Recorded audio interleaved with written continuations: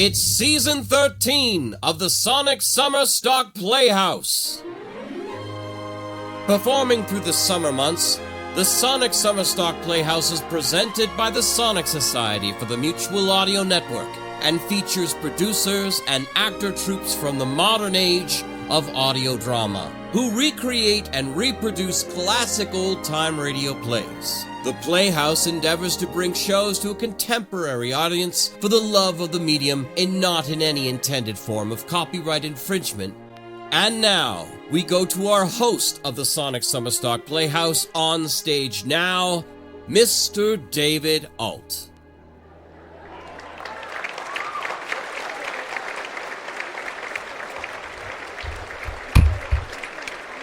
Hello and welcome, ladies and gentlemen, to the 13th season of the Sonic Summerstock Playhouse.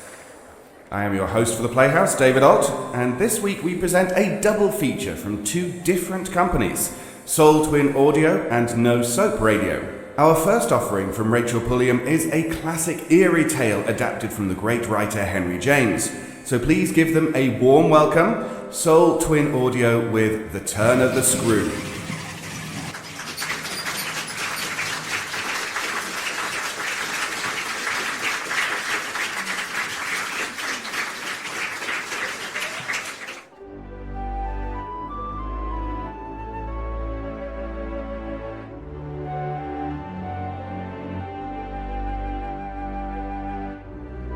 Soul Twin Audios. Stories created solely with the vintage soul in mind. Patchwork Classics. Patchwork Classics. Patchwork Classics. Patchwork Classics. Shush!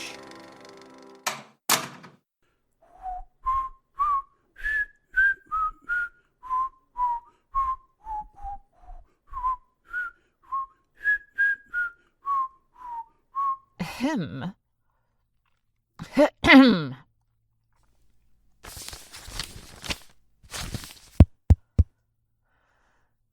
The Turn of the Screw was first serialized in Collier's Weekly from January to April in 1898. The novella is considered both Gothic and horror, ambiguous in nature due to its unreliable narrator. That's quite enough academics, thank you very much. Her trial is about to start. Trial? There's no trial in The Turn of the Screw.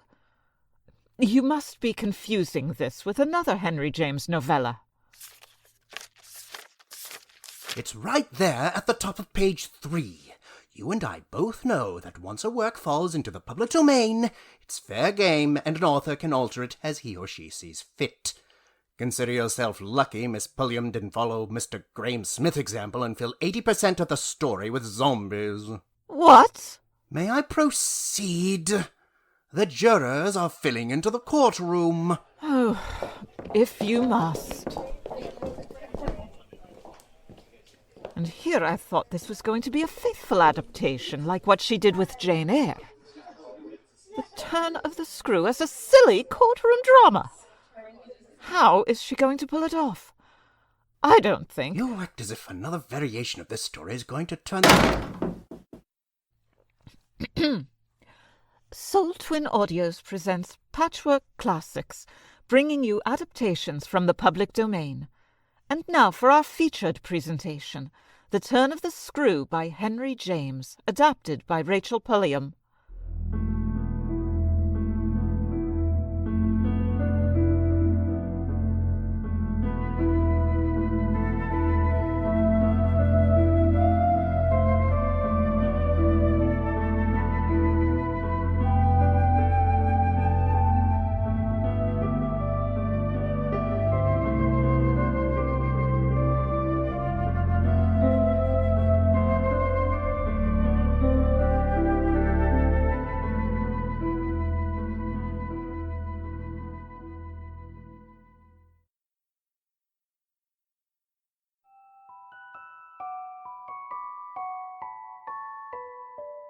How shall I greet my lost love in the night time? How shall I greet my lost love gone astray?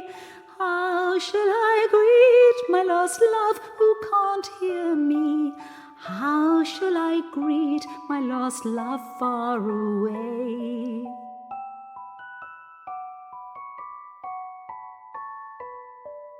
Who shall I love as the night follows gloaming? Gone is my love, his soul is out roaming. What might I say if my love comes to visit? What might I say if his presence is felt?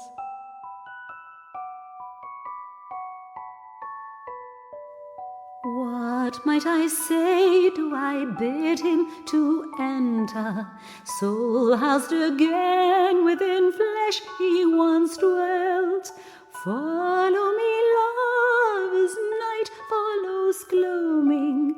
Come to me now, soul no longer roaming.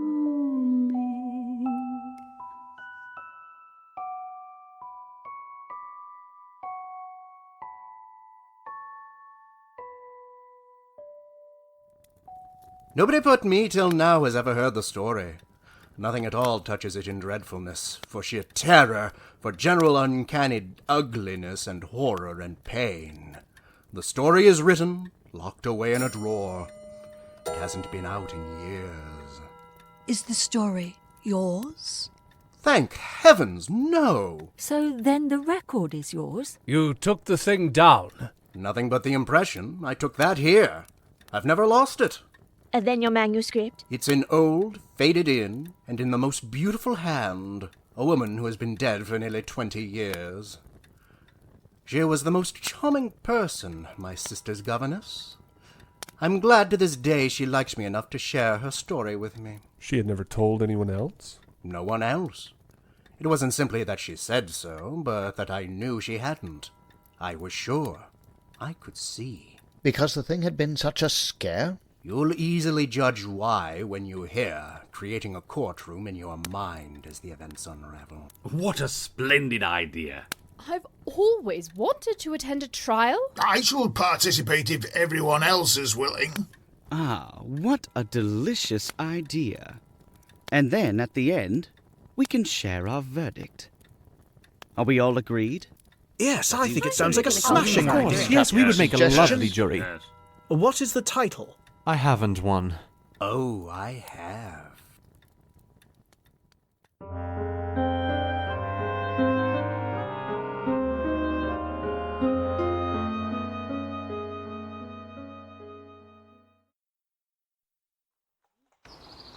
I must say, I am most impressed with your credentials, and your references far outweigh my expectations.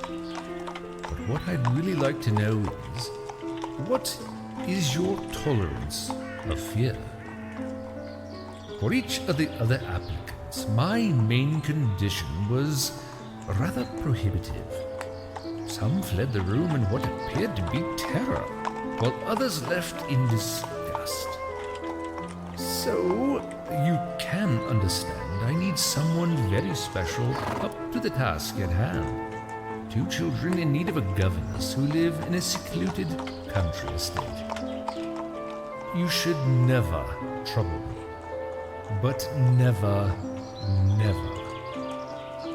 Neither appeal or complain or write about anything. Only meet all questions yourself.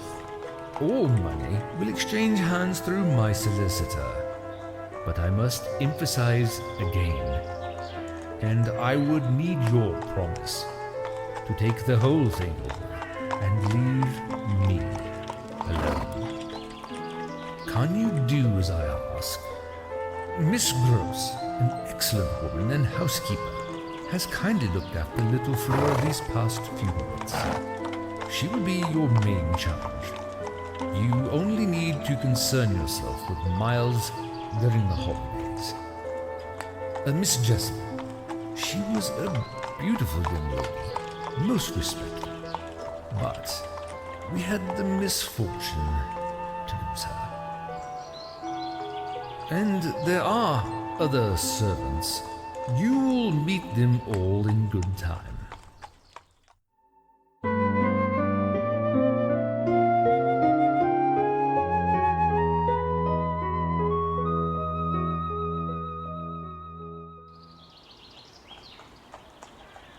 Grose, there she is. Now you calm down, little lady.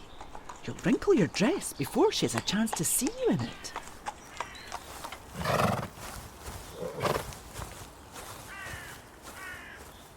Welcome to Bly House, miss. Pleased to meet you, miss. I'm Mrs. Grose. I handle the household, and for the time being, I've been looking after little Flora here. I picked some lilacs for you. I can't wait to give you a tour. The house has many rooms, including an attic, and outside we have a pond. Miles has promised to teach me how to row. It's all going to be perfectly splendid when he comes home. Come on, miss. I want to show you around. Good heavens, child. Your governess has only arrived. Give her a moment to relax. I'm sorry. Don't be sad, dear. Why don't you wait for me inside the house? I'll join you in a moment. Oh, yes, miss. And smooth down your skirt while you're in there. What a dear. Mrs. Grose, you must tell me about Miles. Does he look like her? Is he too so very remarkable? Oh, miss, most remarkable. If you think well of this one. Yes, if I do. You will be carried away by the little gentleman. Well, that, I think, is what I came for. To be carried away. I'm afraid, however, I'm rather easily carried away. I was carried away in London. In Harley Street? In Harley Street. Well, miss, you're not the first, and you won't be the last. Oh, I wouldn't dream of thinking I was the only one. Now, her brother returns to us tomorrow. Not tomorrow. Friday, miss. He arrives as you did, by the coach, under care of the guard, and is to be met by the same carriage. Miss, what's keeping you? It seems she misses me already. Yes, miss. I'm so happy you're here now.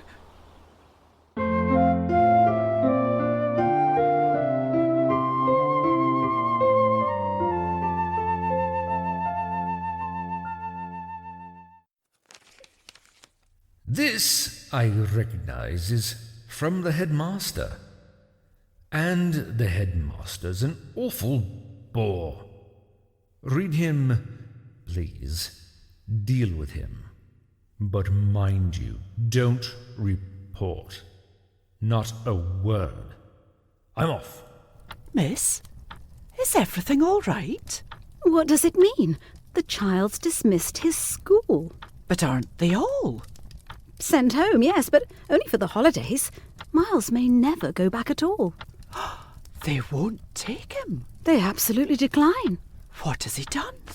Here, you can read. Such things are not for me, miss.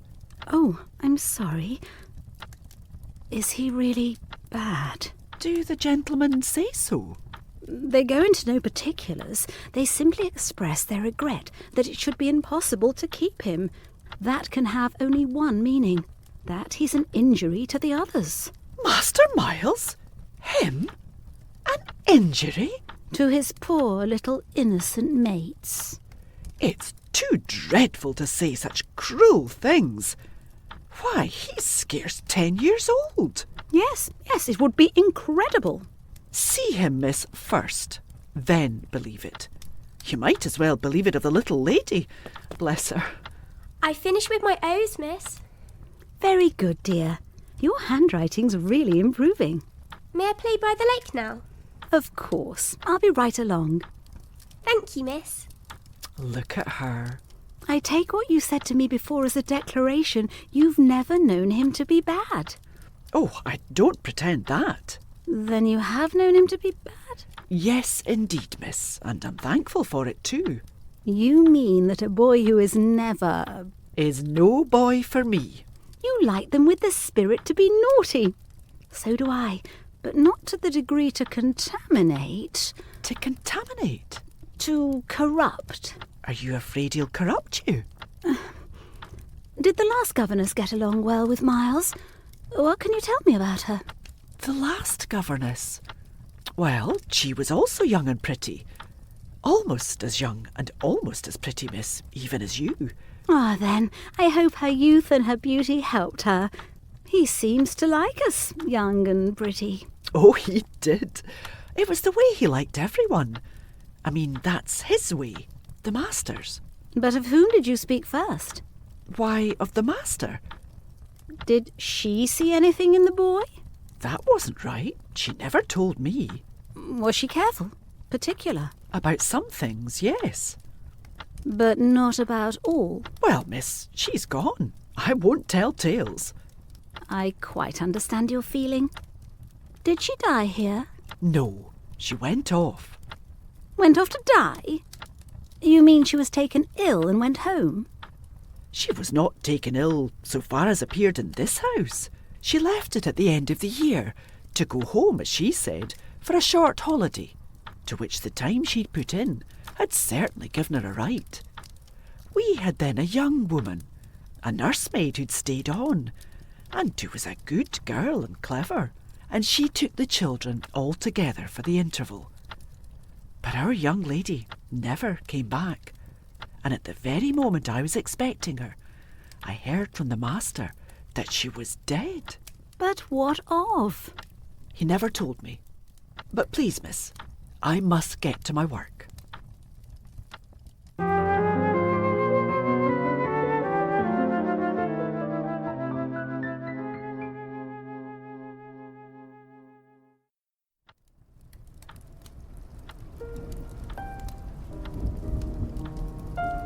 Miles, what's this piece called? It's a nocturne by Chopin. Well, I think it's perfectly splendid. That charge was grotesque. I told you once you saw him, miss. It doesn't live an instant. My dear woman, look at how good he is with our little Flora. What will you say then? In answer to the letter? Nothing. And to their uncle? Nothing. And to the boy himself? Nothing. Then I'll stand by you, miss. We'll see it out. Oh, what rotten luck. Raining on my first week back. I wanted to go to the lake and row the boat with Miles. Perhaps we can another day, dear. In the meantime, we can think of something to do inside. May we? What would you like to do? Go on, Flora. Speak up. Maybe put on a performance for you. You mean a play? Yes, miss. And might we go up into the attic to find costumes? Oh, it'll be so much fun. Very well, but don't take too long. We won't. Thank you, miss. Is it wise to send them off alone, miss? Don't you trust them, Mrs. Grose? Besides, this will give Miles an opportunity to really disprove the words of that dreadful letter.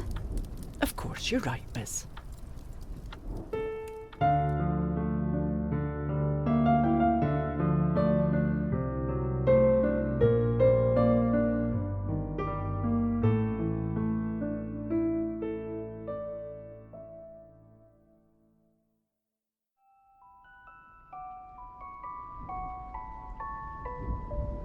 How shall I greet my lost love in the night time?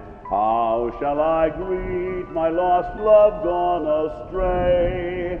How shall I greet my lost love who can't hear me? How shall I greet my lost love far away?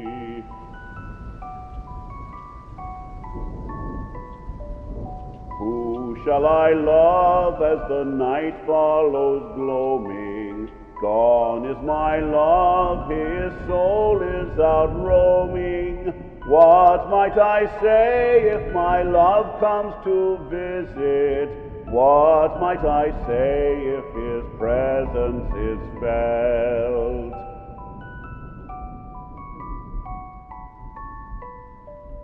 What might I say, do I bid him to enter? Soul housed again within flesh he once dwelt. Follow me, love, as night follows gloaming. Come to me now, so no longer roaming. Who's there? Where are you? Show yourself.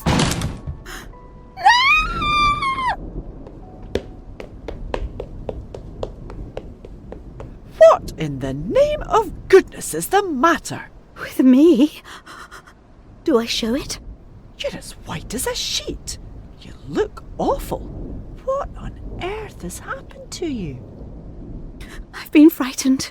What is it? An extraordinary man looking in. Standing out there in the pouring rain? What extraordinary man? I haven't the least idea. Then where has he gone? I know still less. Have you seen him before? Only once. On the old tower when I first arrived here. But he wasn't Luke or one of the other servants. Then he's a stranger. Very much so. Why didn't you tell me about him before? I had my reasons. You've seen him nowhere but on the tower? And here a moment ago while I was waiting for the children to come down. What was he doing? Just standing there and staring at me. Was he a gentleman?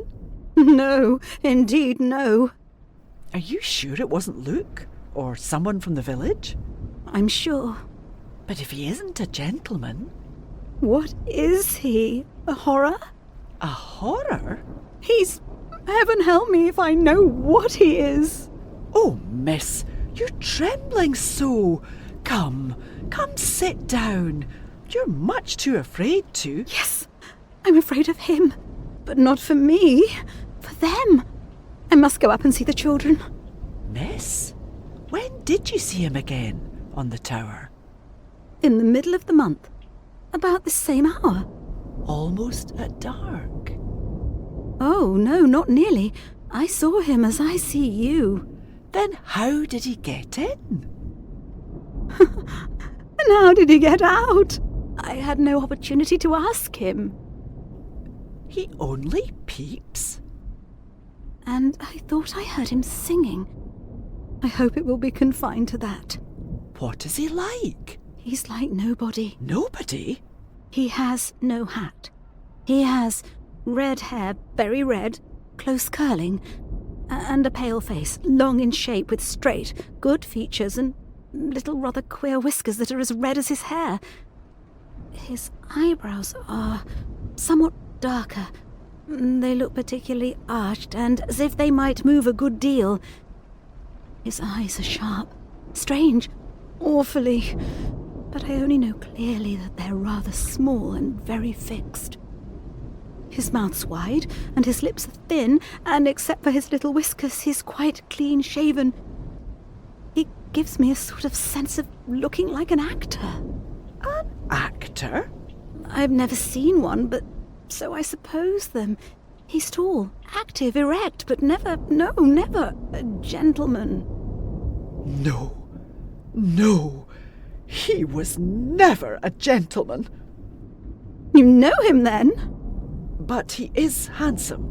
Remarkably. And dressed? In somebody's clothes. They're smart, but not his own. They're the master's. You do know him. Mrs. Grose? He's Mr. Quint, miss. Mrs. Grose? Why do you care if I wear your precious master's clothes?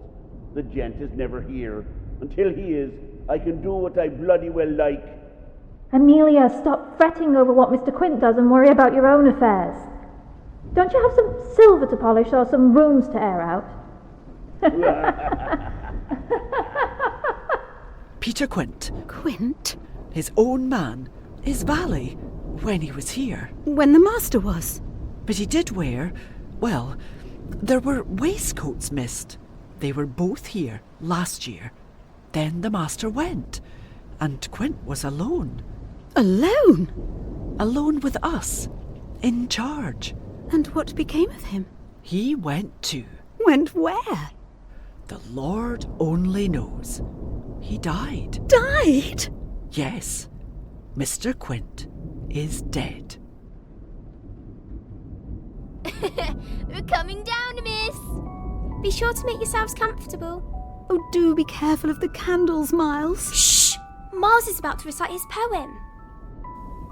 How shall I greet my lost love in the night time? How shall I greet my lost love gone astray? How shall I greet my lost love who can't hear me? How shall I greet my lost love far away?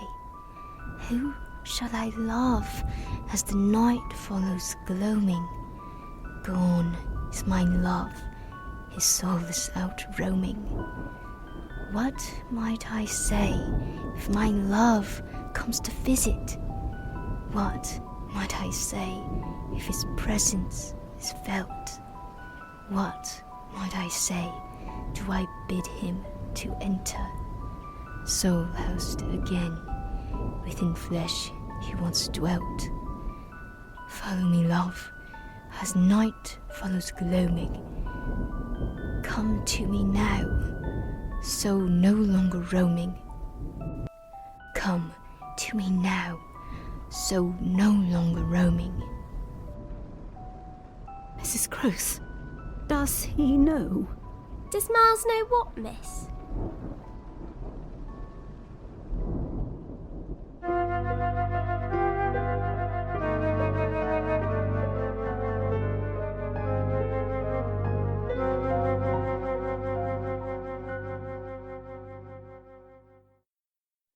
He was looking for someone else, you see. Someone who was not you. He was looking for Miles. That's whom he was looking for. But how do you know? I know. And you know, my dear. But what if you should see him? Little Miles, that's what he wants. The child? Heaven forbid. He wants to appear to them. It does strike me that my pupils have never mentioned his having been here, and the time they were with him. The time they were with him, and his name, his presence, his history in any way. Oh, the little lady doesn't remember. She never heard or knew. The circumstances of his death? Perhaps not. But Miles would remember. Miles would know. Ah, don't try him. It is rather odd. That he has never spoken of him. Never, by the least allusion. And you tell me they were great friends? Oh, it wasn't him.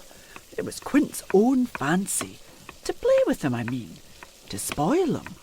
Quint was much too free. Too free with my boy? Too free with everyone. I have it from you, then. For it's of great importance that he was definitely and admittedly bad. Oh, not admittedly. I knew it. But the master didn't. And you never told him? Well, he didn't like tale-bearing. He hated complaints. He was terribly short with anything of that kind. And if people were all right to him. He wouldn't be bothered with more. I promise you, I would have told. I dare say I was wrong. But really, I was afraid. Afraid of what? Of things that man could do. Quint was so clever. He was so deep. You weren't afraid of anything else? Not of his effect? His effect? On innocent little precious lives. They were in your charge. No, they were not in mine. The master believed in him and placed him here because he was supposed not to be well, and the country air so good for him. So he had everything to say. Yes, even about them. Them? That creature? And you could bear it? No, I couldn't, and I can't now.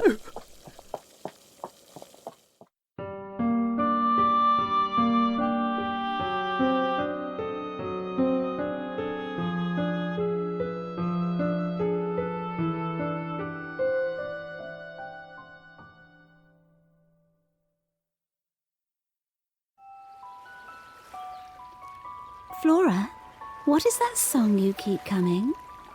Whatever do you mean, miss? You know the one I mean. It's the same tune from the music box. You seem tired, miss. Maybe we should go back inside. Now, Flora, don't play games with me. I want to know. Flora! Flora! Come with me. Flora. Flora? Do you... Yes. Yes. I believe we should go inside now. Come on.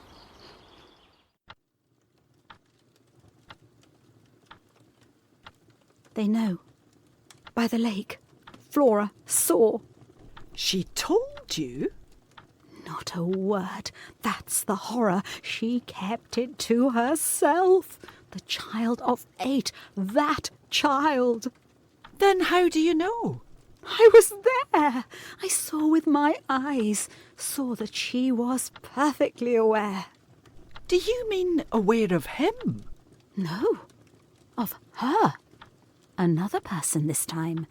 But a figure of quite as unmistakable horror and evil. A woman in black, pale and dreadful, with such an air also. And such a face. On the other side of the lake. I was there with the child, quiet for the hour. And in the midst of it, she came. Came how? From where? From where they'd come from. She just appeared and stood there, but not so near. And without coming nearer? Oh, for the effect and the feeling, she might have been as close as you. Was she someone you've never seen? Yes, but someone the child has. Someone you have. My predecessor. The one who died. Miss Jessel? Miss Jessel, you don't believe me? How can you be sure? Then ask Flora, she's sure. On second thoughts, don't. She'll say she isn't. She'll lie. Ah, how can you? Because I'm clear Flora doesn't want me to know. It's only then to spare you. No. There are depths. Depths. The more I go over it, the more I see in it. And the more I see in it, the more I fear. I don't know what I don't see, what I don't fear.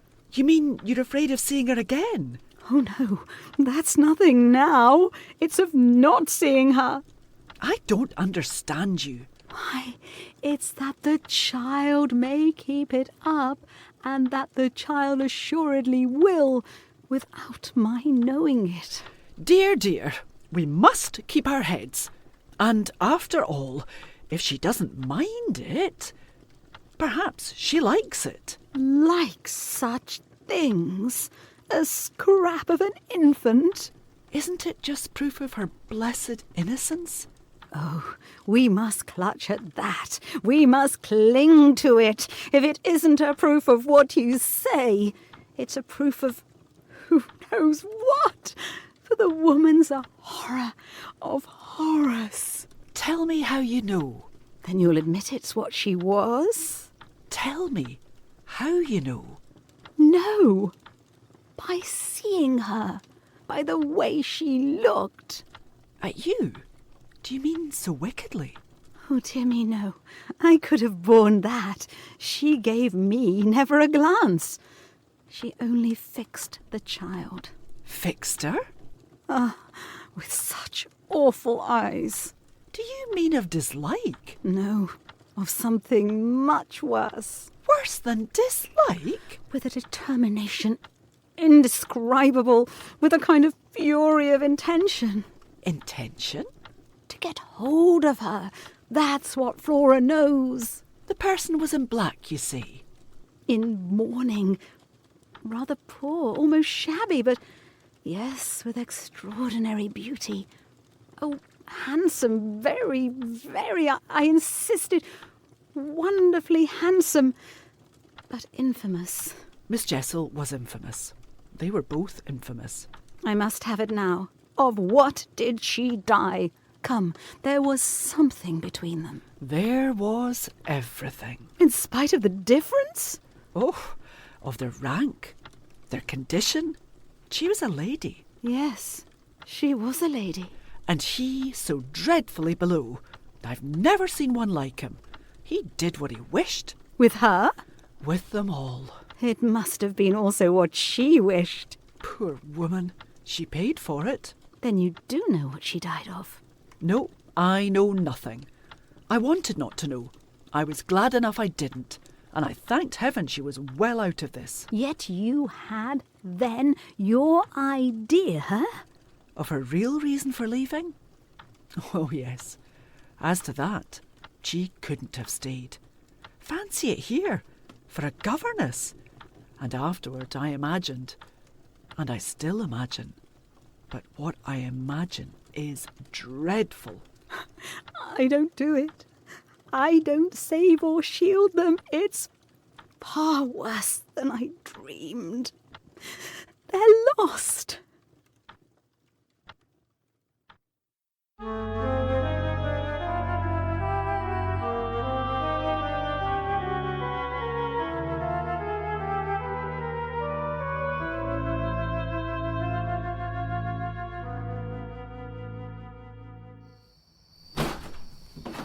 Shh! She's coming now. Flora, what are you doing out of bed? I was looking for you. I thought you might be out walking on the grounds. You thought I was outside? Well, you know, I thought someone was. And did you see anyone? No. Why did you pull the curtain over the place to make me think you were still there? Because I don't like to frighten you. But if I had, by your idea, gone out... Oh, but you know that you might come back, you dear, and that you have. Miles!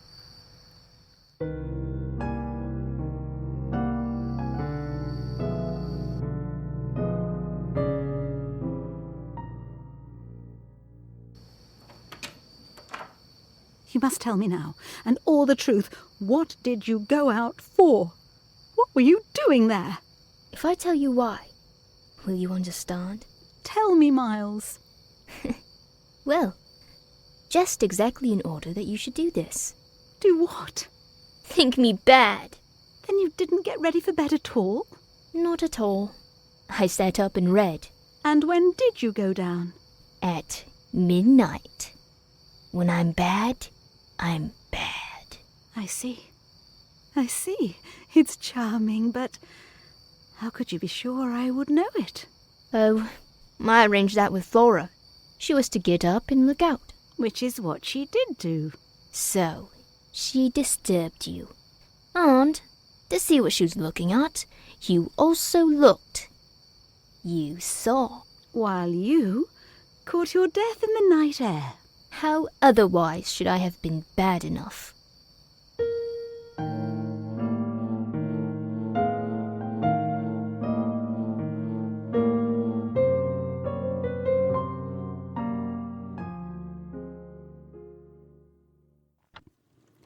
It's all lies in half a dozen words, words that really settled the matter. Think you know what I might do. He threw that off to show me how good he is. He knows down to the ground what he might do. That's what he gave them a taste of at school. Lord, you do change. I don't change. I simply make it out. The four depend upon it, perpetually meet. If on either of these last nights you had been with either child, you would clearly have understood. The more I've watched and waited, the more I've felt that if there were nothing else to make it sure, it would be made so by the systematic silence of each. Never by a slip of the tongue have they so much as alluded to either of their old friends, any more than Miles has alluded to his expulsion.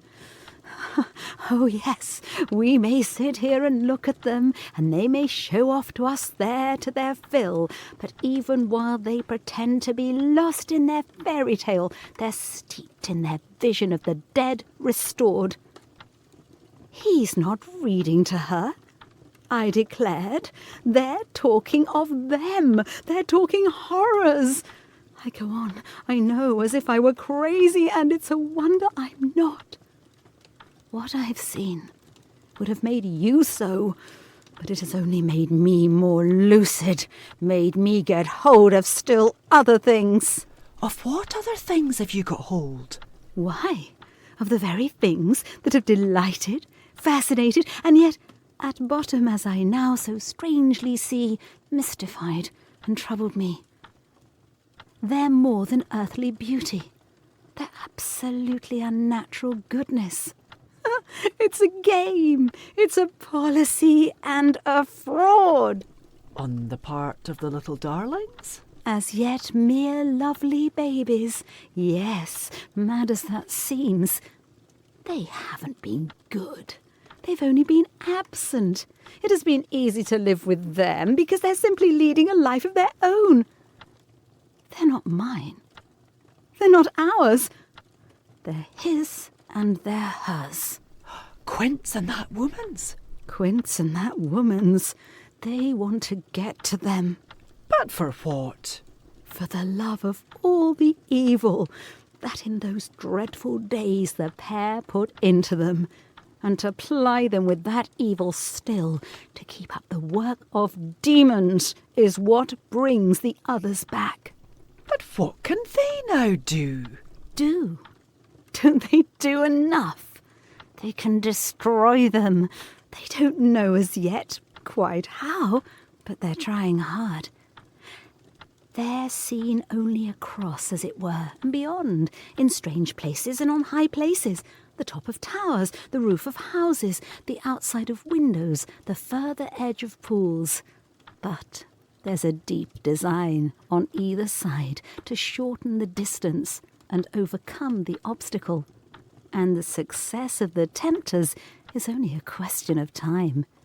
They've only to keep to their suggestions of danger. For the children to come. And perish in the attempt. Unless, of course, we can prevent. Their uncle must do the preventing. He must take them away. And who's to make him? You, miss. By writing to him that his house is poisoned and his little nephew and niece mad? But if they are, miss. And if I am myself, you mean? That's charming news to be sent him by a governess whose prime undertaking was to give him no worry. Yes, he does hate worry.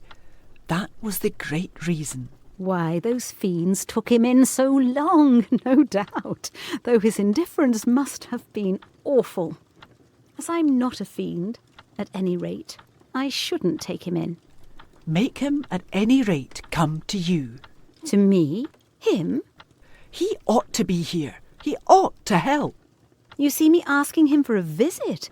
If you should so lose your head as to appeal to him for me... Yes, miss. I would leave on the spot, both him and you.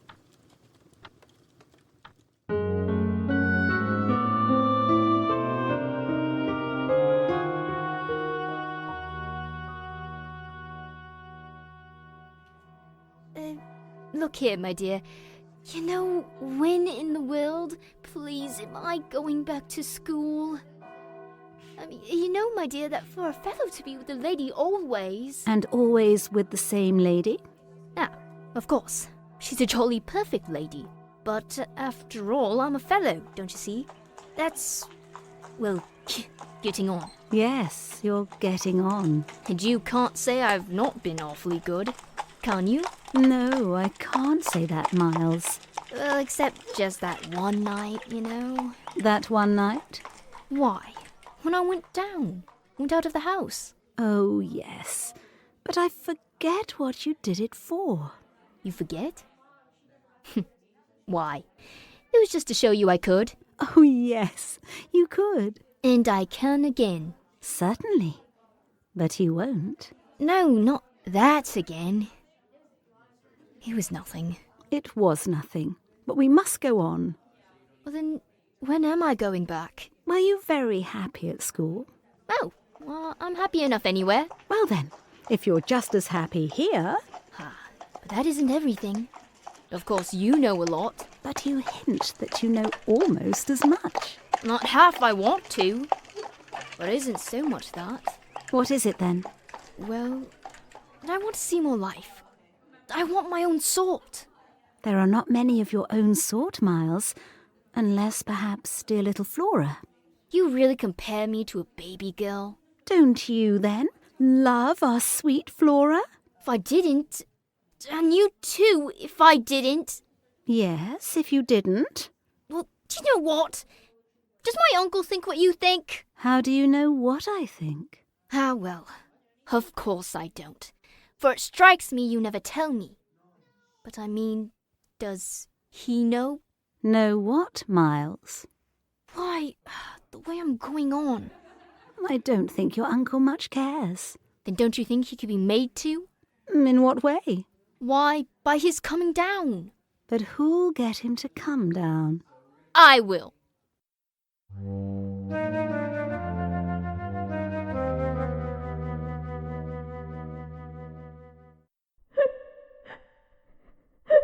You vile, miserable woman.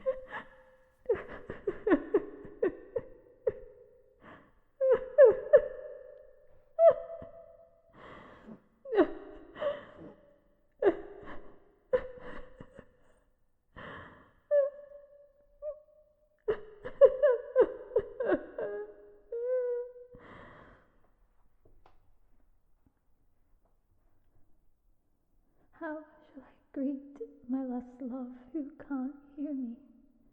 How shall I greet my lost love far away? Who shall I love as the night follows gloaming?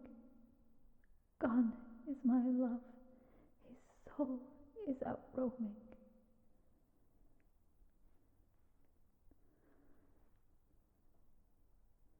How shall I greet my lost love who can't hear me? How shall I greet my lost love far away? Whom shall I love as night follows gloaming?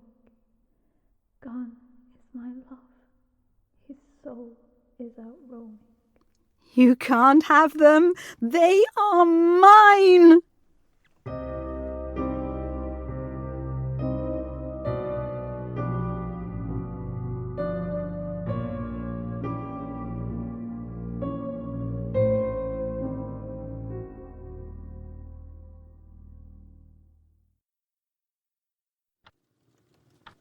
They asked me to say nothing, and to please them, so long as they were there, of course, I promised.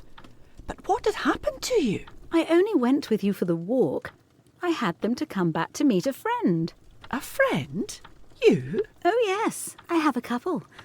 But did the children give you a reason? For not alluding to your leaving us? Yes. They said you would like it better. Do you like it better? No, I like it worse. Did they say why I should like it better? No. Master Miles only said, we must do nothing but what she likes. I wish indeed he would. And what did Flora say? Oh, Miss Flora was too sweet. She said, oh, of course, of course. And I said the same. You were too sweet too, I can hear you all. But nonetheless, between Miles and me, it's now all out. All out? But what, miss? Everything. It doesn't matter. I've made up my mind. I came home, my dear, for a talk with Miss Jessel. A talk? Do you mean she spoke? It came to that. I found her on my return in the schoolroom. And what did she say? That she suffers the torments. Do you mean of the lost? Of the lost, of the cursed, and that's why, to share them... To share them? She wants Flora. As I've told you, however, it doesn't matter. Because you've made up your mind. But to what? To everything. But what do you call everything? Why, sending for their uncle. Oh, miss, in pity, do. But I will. I will. I see it's the only way. What's out, as I told you, with Miles, is that if he thinks I'm afraid too, and has ideas of what he gains by that, he shall see he's mistaken. Yes, his uncle shall have it here from me on the spot, and before the boy himself, if necessary, that if I'm to be reproached with having done nothing again about more schooling... Yes, miss. Well, there's the awful reason. But, which? Why, the letter from his old place. You'll show it to the master? I ought to have done so on the instant. Oh, no. I'll put it before him that I can't undertake to work the question on behalf of a child who has been expelled. For we've never in the least known what. For wickedness. What else? When he's so clever and beautiful and perfect. Is he stupid? Is he untidy? Is he infirm? Is he ill-natured? He's exquisite. So it can be only that, and that would open up the whole thing. After all, it's their uncle's fault. If he left here such people... He didn't really in the least know them. The fault's mine. Well, you shan't suffer. The children shan't. Then what am I to tell him? You needn't tell him anything. I'll tell him. Do you mean you'll write? How do you communicate? I tell the bailiff. He writes. And should you like to write our story? Ah, miss, you write. Well, tonight.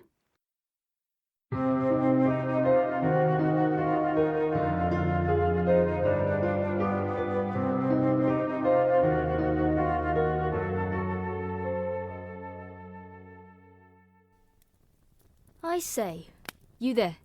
Come in. Well, what are you up to? How did you know I was there? Why, of course I heard you. Did you fancy you made no noise?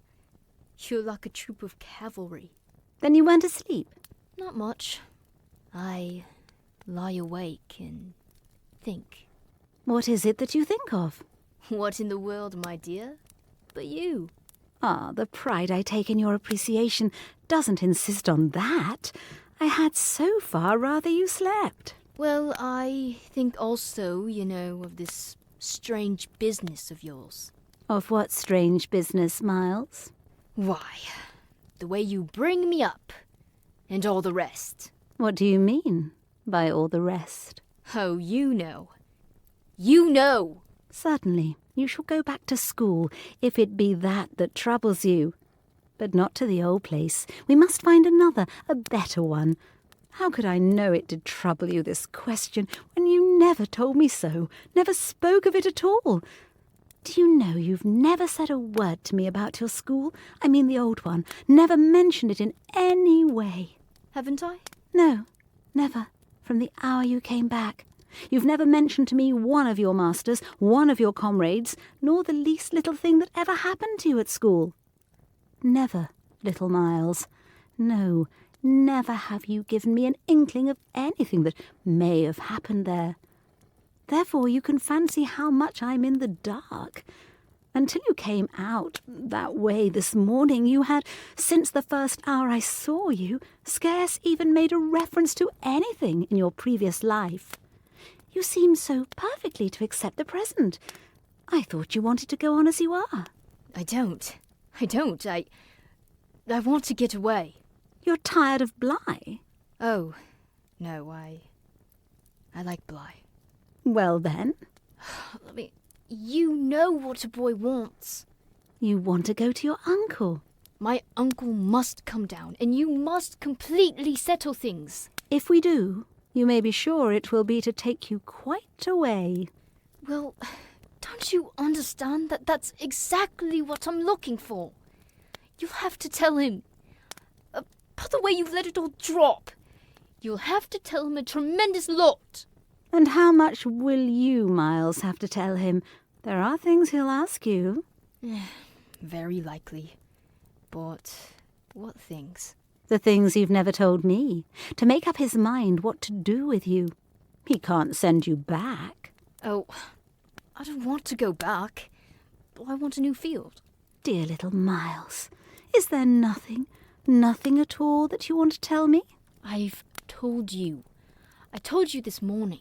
That you just want me not to worry you? To let me alone. I've just begun a letter to your uncle. Well then, finish it. What happened before? Before what? Before you came back, and before you went away. What happened? If you knew how I want to help you. It's only that, it's nothing but that. And I'd rather die than give you a pain or do you a wrong. I'd rather die than hurt a hair of you. Dear little Miles, I just want you to help me to save you. Why, the candle's out. It was I who blew it, dear.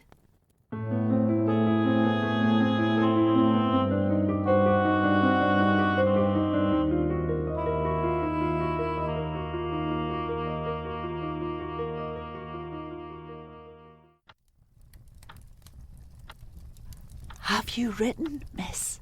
Yes, I've written. I say, what are you two whispering about over there?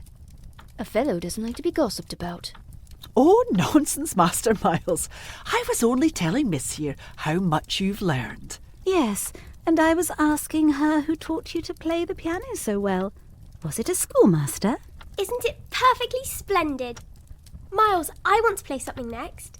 And what songs do you know, dear sister? Well, I know a few scales and I can... As I suspected. Perhaps you could teach us something you know then. Very well. There is one piece you might enjoy.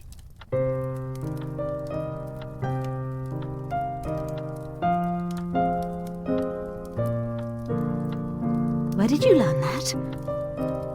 I've heard it before.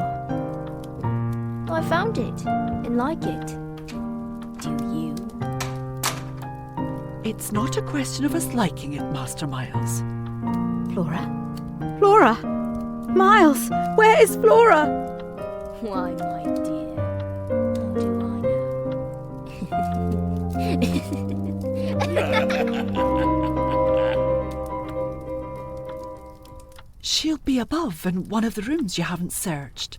No, she's at a distance. She has gone out. Without a hat? Isn't that woman always without one? She's with her. She's with her. Come, we must find them. But what about Master Miles? We can't just... Oh, he's with Quint. They're in the schoolroom. Oh, no, miss. The trick's played. They've successfully worked their plan. He found the most divine little way to keep me quiet while she went off.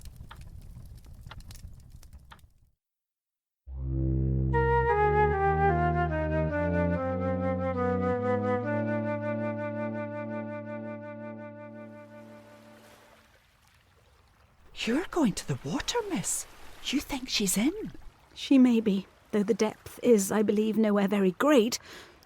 But what I judge most likely is that she's on the spot from which, the other day, we saw together what I told you. When she pretended not to see. With that astonishing self-possession. I've always been sure she wanted to go back alone, and now her brother has managed it for her. You suppose they really talk of them? I could meet this with a confidence. They say things that, if we heard them, would simply appall us. And if she is there? Yes. Then Miss Jessel is. Beyond a doubt. You shall see. No, wait. She has taken the boat. Then where is it? Our not seeing it is the strongest of proofs. She has used it to go over and then has managed to hide it. All alone? That child? She's not alone, and at such times she's not a child. She's an old woman. But if the boat's there, where on earth's she? That's exactly what we must learn. By going all the way round. Certainly, far as it is, it will take us but 10 minutes, but it's far enough to have made the child prefer not to walk. She went straight over. There she is. Why, where are your things? Where yours are, my dear. And where's Miles? I'll tell you, if you'll tell me... Well, what? Where, my dear child, is Miss Jessel? Flora! She's there. She's there! What? What do you mean? She's there, you little unhappy thing. There! And you see her as well as you see me. What a dreadful turn, to be sure, miss. Where on earth do you see anything? You don't see her exactly as we see? You mean to say you don't now? Now? She's as big as a blazing fire. Only look, dearest woman, look! Nothing, my sweet. How can poor Miss Jessel... And poor Miss Jessel's dead and buried. We know, don't we, love? It's all a mere mistake, and a worry and a joke. We'll go home as fast as we can. I don't know what you mean. I see nobody. I see nothing. I never have. I think you're cruel. I don't like you. Take me away. Take me away. Oh, take me away from her. From me? From you. From you! If I had ever doubted all all my doubt would at present have gone.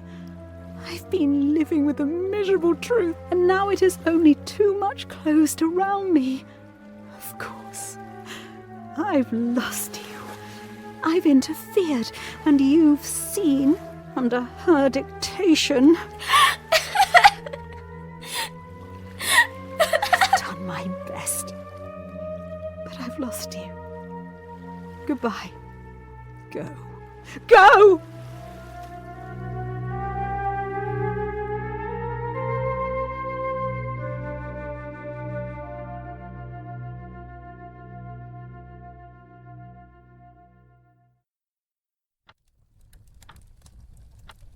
She persists in denying to you that she saw or has ever seen anything. Ah, miss, it isn't a matter on which I can push her. Yet it isn't either a must say as if I much needed to. It has made her, every inch of her, quite old. Oh, I see her perfectly from here. She presents for all the world like some high little personage. The imputation on her truthfulness and, as it were, her respectability. Miss Jessel, indeed. She. Ah, she's respectable, the chit. The impression she gave me there yesterday was, I assure you, the very strangest of all.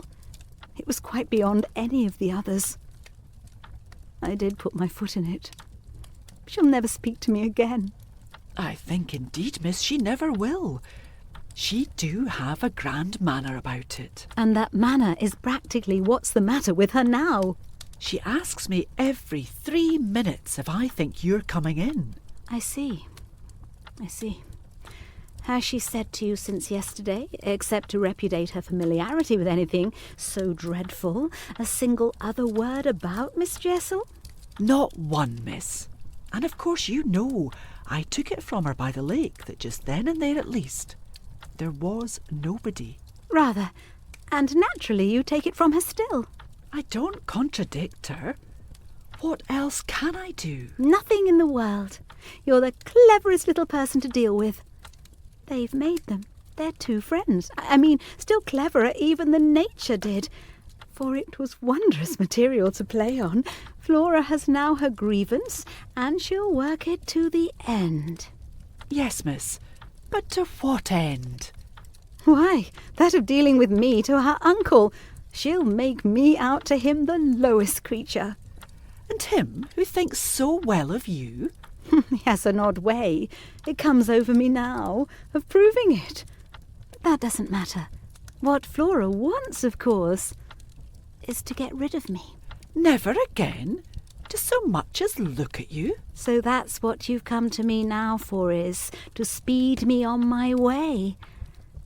I've a better idea, the result of my reflections. My going would seem the right thing, and on Sunday I was terribly near it. Yet that won't do. It's you who must go. You must take Flora. But where in the world? Away from here, away from them, away, even most of all now, from me, straight to her uncle. Only to tell on you? No, not only, to leave me in addition with my remedy. And what is your remedy? Your loyalty to begin with, and then Miles's. Do you think he... Won't? If he has the chance, turn on me. Yes, I venture still to think it. At all events, I want to try. Go with his sister as soon as possible, and leave me with him alone. There's one thing, of course. They mustn't, before she goes, see each other for 3 seconds. Do you mean that they have met? Ah, miss, I'm not such a fool as that. If I've been obliged to leave her 3 or 4 times, it has been each time with one of the maids. And at present, though she's alone, she's locked in safe. And yet... And yet what? Well, are you so sure of the little gentleman? I'm not sure of anything but you. But I have, since last evening, a new hope. I think he wants to give me an opening. I do believe that. Poor little exquisite wretch. He wants to speak. Last evening in the firelight and the silence, he sat with me for 2 hours, as if it were just coming. And did it come? No, though I waited and waited. I confess it didn't. And it was without a breach of the silence or so much as a faint allusion to his sister's condition and absence that we said good night. All the same, I can't, if her uncle sees her, consent to his seeing her brother without my having given the boy, and most of all because things have become so bad, a little more time. What do you mean by more time? Well, a day or two, really, to bring it out. He'll then be on my side, of which you see the importance. If nothing comes, I shall only fail, and you will, at the worst, have helped me by doing on your arrival in town whatever you may have found possible, unless you do not wish to leave. I'll go. I'll go this morning. If you should wish still to wait, I would engage she shouldn't see me. No. It's the place itself. She must leave it. Your idea's the right one. I myself, miss. Well? I can't stay. You mean that since yesterday you have seen? I've heard. Heard? From that child. Horrors. There, on my honour, miss, she says things. Oh, thank heavens. Thank heavens? It so justifies me. It does that, miss. She's so horrible. Really shocking. And about me? About you, miss. Since you must have it, it's beyond everything for a young lady, and I can't think wherever she must have picked up. The appalling language she applied to me. I can, then. Well, perhaps I ought to also, since I've heard some of it before, yet I can't bear it. But I must go back. Ah, if you can't bear it... How can I stop with her, you mean? Why, just for that. To get her away, far from this, far from them. She may be different. She may be free. Then in spite of yesterday, you believe. In such doings, I believe. There's one thing, of course. It occurs to me to remember. My letter giving the alarm will have reached town before you. Your letter won't have got there. Your letter never went. What then became of it? Goodness knows. Master Miles? Do you mean he took it? I mean that I saw yesterday, when I came back with Miss Flora, that it wasn't where you'd put it. Later in the evening, I had the chance to question Luke, and he declared that he had neither noticed nor touched it. I see that if Miles took it instead, he probably will have read it and destroyed it. And don't you see anything else? It strikes me that by this time your eyes are open even wider than mine. I make out now what he must have done at school. He stole? Well, perhaps. He stole letters? I hope then it was to more purpose than in this case. The note, at any rate, that I put on the table yesterday will have given him so scant an advantage, for it contained only the bare demand for an interview, that he is already much ashamed of having gone so far for so little, and that what he had on his mind last evening was precisely the need of confession. Leave us. Leave us. I'll get it out of him. He'll meet me. He'll confess. If he confesses, he's saved. And if he's saved... Then you are.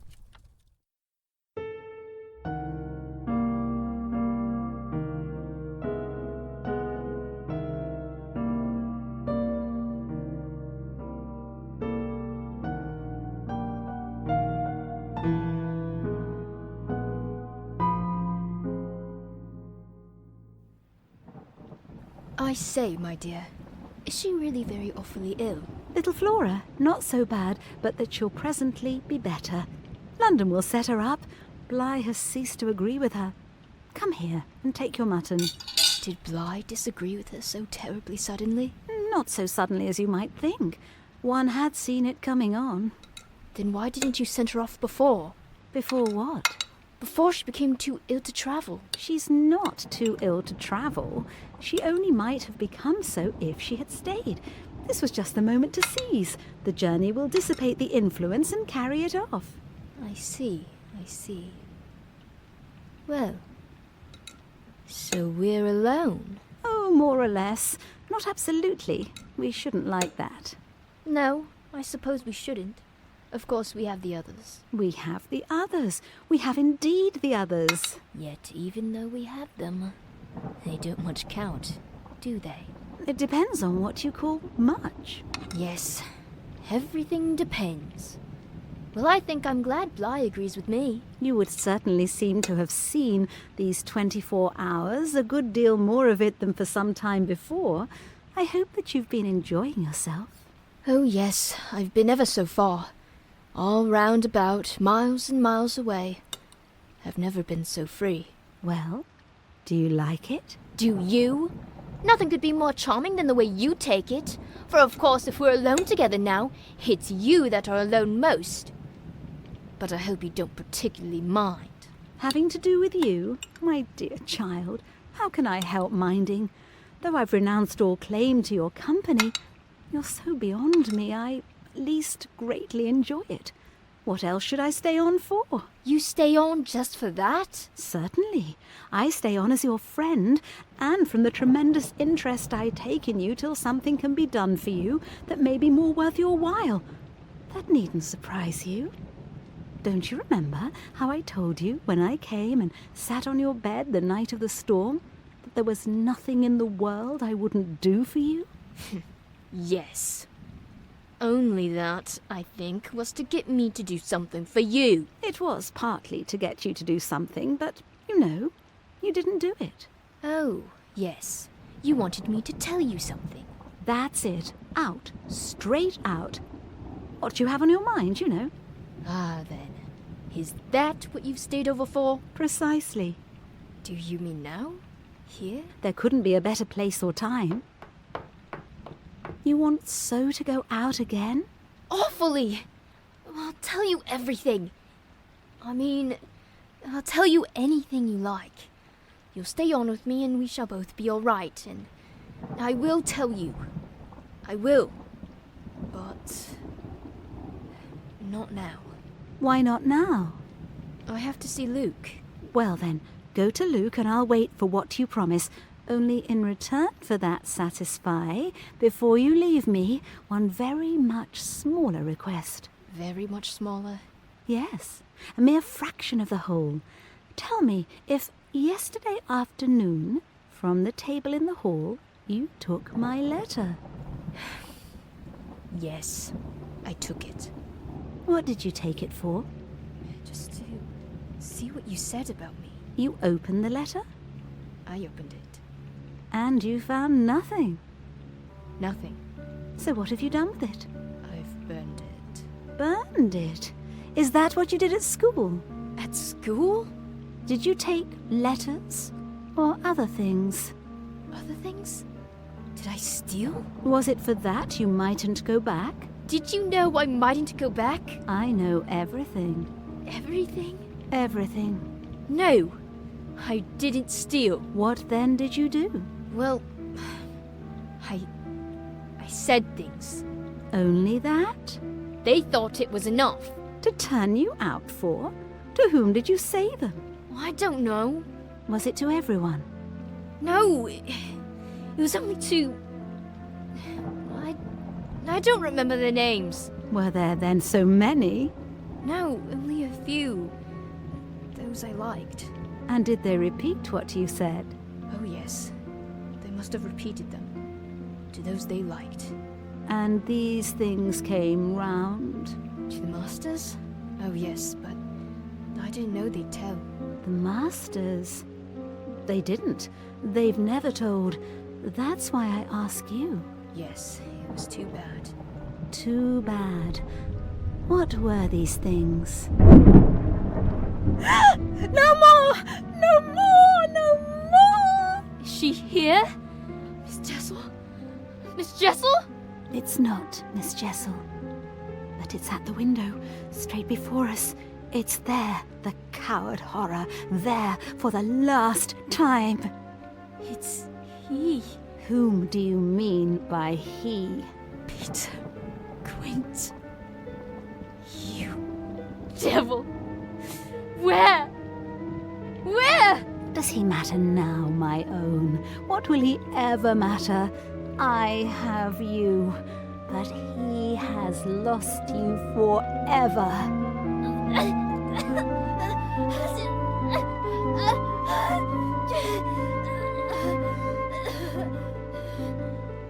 With the stroke of the loss I was so proud of, he uttered the cry of a creature hurled over an abyss, and the grasp with which I recovered him might have been that of catching him in his fall.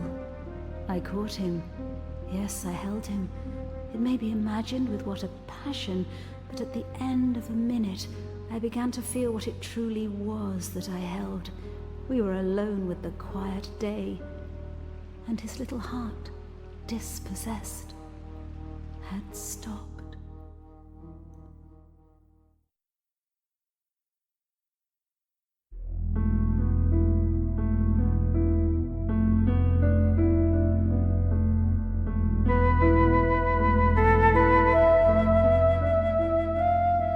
The Turn of the Screw was written by Henry James and adapted as an audio play by Rachel Pulliam. Featured in our cast were... Wait. No, wait just a second there. Can I get a playback, please? We were alone with the quiet of the day, and his heart, dispossessed, had stopped. That's what I thought. I say, what's the meaning of this? We were all about to wrap things up and go home. No. You were about to leave the Turn of the Screw dangling without an ending. Nonsense. Miles falls dead in his governess's arms. The end. Every adaptation, well, most adaptations, end it that way. If you don't believe me, open up a copy of the novella. Then Mr. James wrote it incorrectly, and you didn't follow through with the narrative technique of the literary framing device. Very well, I'll see what I can do. In the meantime, don't you have another adaptation to prepare for? I can take a hint. Can I get a playback on that last line again? We were alone with the quiet of the day, and his heart, dispossessed, had stopped. That's ghastly. Like something out of Weekly's. Or something written by Anne Radcliffe. You've now heard her story. What is your verdict? Is she guilty or innocent? Of ending the child's life. That much is certain. Yes, but who was truly responsible? That's what we need to decide. I'm very sure she's innocent. It's a very difficult question. Well, I think it's jolly difficult to come to any sort of conclusion. I've made up my mind. It depends on one's perspective. I believe there is equal evidence to support either claim. The governess saw the spirits of Peter Quint and Miss Jessel. But the children and Mrs. Grouse did not. Unless they pretended not to see them, which means they are possessed. Or they, in fact, didn't see them because the governess was suffering from delusions. And to think Douglas said we would easily judge. Does this mean we have a mistrial? The ghosts were real. At least, that is what I have chosen to believe. However, those of you who are more scholarly than I may choose the other perspective where you question that sweet woman's sanity. She only wanted to save the children, and I believe she did her best under the circumstances. And now I There is another perspective no one has explored, not even Miss Pulliam, where Mrs. Grose is so envious of the governess' presence and her fondness for Flora that she concocts a plan with the help of the children to cause the governess to... That's it. I have had it with these constant interruptions. I curse this production. Macbeth, Macbeth, Macbeth. It is very tricky question, I think, at this point.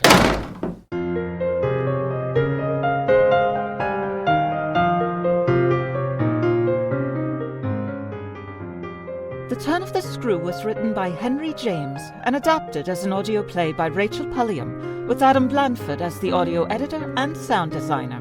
Featured in our cast in order of appearance were Sharon Grünwald as announcer, Ross Bernhard as the whistling man, Ted Bjorndal as Douglas, Karl Nordman as the uncle, Tanya Rich as the governess, Fiona McKinnon as Mrs. Grose, Melissa Fry as Flora, Taylor Johnson as Miles, Pete Lutz as Peter Quint, Lana O'Kell as Miss Jessel, Jerry Kokich, Anusia Battersby, Fiona Thraille, Tony Francis as the Patchwork Classics voices, and Lillian Rachel, Adam Blanford, Alexxandra Macedo, Karl Werner, Larry Groby, Gareth Bowley, Erin Summonsby, Theodore Perez, Caleb Bressler, John Lingard, and Nate James as the jurors.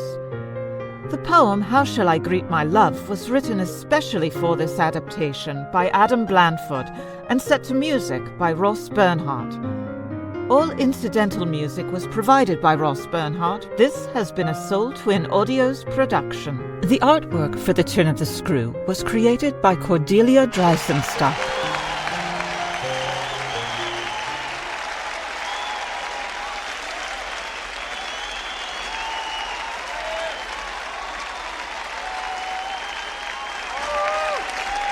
And with a grateful thanks to Rachel Pulliam and Soul Twin Audio, who will be joining us again this season, we take a short intermission before we return with No Soap Radio's recreation of The Jack Benny Show.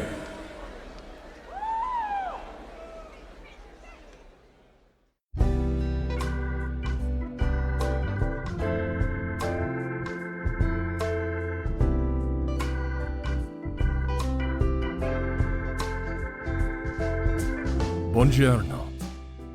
I am Flaudio, and I am very interested in what makes audio drama work.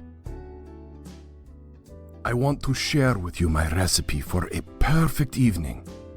An evening for two lovers. Lovers of audio drama. When I plan an audio drama, I want to make sure that everything is perfect for us. The soundscape is the most important thing to set the mood for the night. When I lay in a special ambiance or sound effect, it is very important because it can express what I feel so perfectly. A sound effect can speak for the story when words just cannot capture the love I feel. Love I feel for you. When it is dark, I turn on the sound effects. I turn up the soundscape. And the voices can then dance in a perfect state of bliss, where there is no world except the one we make with our love. No time except what is needed for our story to play out. A story that we will make come true.